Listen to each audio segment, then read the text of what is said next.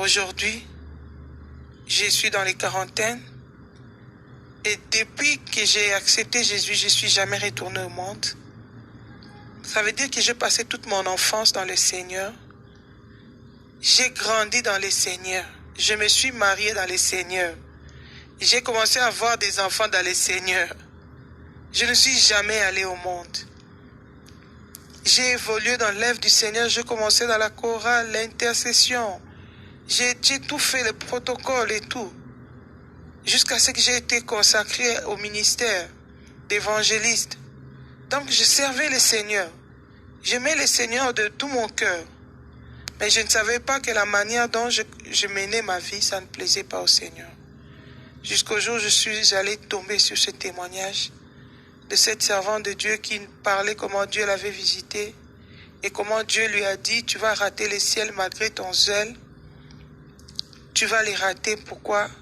À cause de ton apparence, à cause de ton habillement et à cause de l'amertume qu'elle avait dans le cœur pour son mari.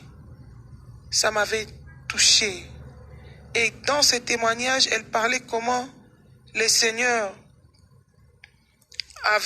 l'avait montré comment les agents du diable causaient des accidents, comment ils venaient faire des crashs, que tous ces crashs-là, ces accidents qui se produisent dans le monde, ça ne vient pas de Dieu, c'est le diable qui fait ça, qui sacrifie.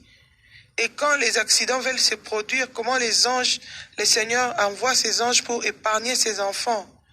Mais quand ils viennent, quand ils trouvent que cet enfant de Dieu-là a de mèches, de faux cheveux, a des bijoux, a des maquillages, a des pantalons, ce sont des propriétés de Satan. Ils ne peuvent pas intervenir. Parce que le diable va se présenter, dit, toi tu veux le protéger, tu dis, il est un chrétien, mais il a notre marque parce il porte nos vêtements. Bien aimé, j'étais très touché. J'ai revu ma crash d'avion. J'allais en mission évangélique. Je partais en Angola pour prêcher la parole. Mais à l'époque, j'avais mes bijoux, j'avais mes maquillages. Je voyageais toujours, je prenais l'avion toujours en pantalon. Je me suis imaginé, après avoir passé toute ma vie chrétienne dans le Seigneur, toute ma vie, mon adolescence, je ne suis jamais allé en boîte, je ne suis jamais allé dans les histoires mondaines, et je mourrai dans cette crash-là, j'irai en enfer. C'est ce qui m'a vraiment touché. J'ai pris la décision de chercher le Seigneur. La Bible dit, l'enfant prodigue, quand il s'est retrouvé dans le pays lointain, il était entré en lui-même. Luc 15, à partir du verset 12, nous dit, cet enfant, quand la souffrance est arrivée dans sa vie, il a fait un examen de conscience. Il a dit non. Dans la maison de mon père, même les mercenaires ont à manger. Moi, si je souffre aujourd'hui, c'est parce que je me suis éloigné de la maison de mon père. Il a pris la décision de retourner vers son père. Il a pris la décision de retourner à son premier amour. Moi aussi, j'ai fait l'introspection de ma vie. J'ai essayé de voir ma vie quand je ne mettais pas toutes ces choses. Quand je n'imitais pas d'autres mamans pasteurs que je voyais, d'autres servants de Dieu, que je voyais les Américaines, je voyais comment ils s'habillaient. Et il y a même des gens qui commençaient à m'appeler l'Américaine à cause de mon habillement. Je ne savais pas que je séduisais les gens même à l'église. Je ne savais pas que j'ai marché dans l'impudicité par l'habillement. Je ne savais pas que ça faisait mal au cœur du Seigneur, que le Seigneur ne se plaisait pas de toutes ces choses. Peut-être tu es comme moi aujourd'hui. Tu ne sais pas. Tu dis que tu aimes le Seigneur. Tu sers le Seigneur, mais tu portes encore des pantalons. Tu mets encore de bijoux. Tu mets encore de faux cheveux. Tu mets encore de faux ongles. On te dit il faut paraître belle.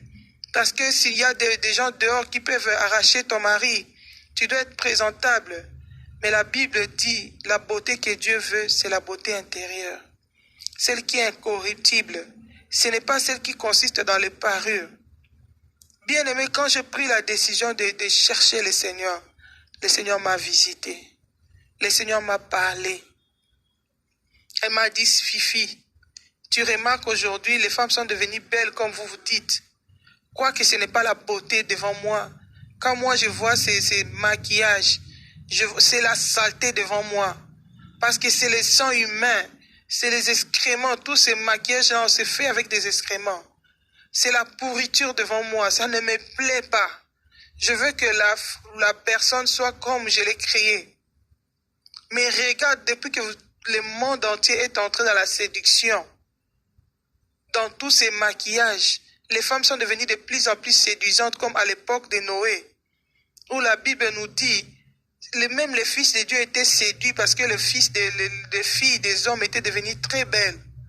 Dans Genèse 6, regarde comment le divorce est entré dans le foyer. La Bible dit la beauté est vaine. La grâce est trompeuse, mais la femme qui craint l'Éternel, c'est celle qui sera louée.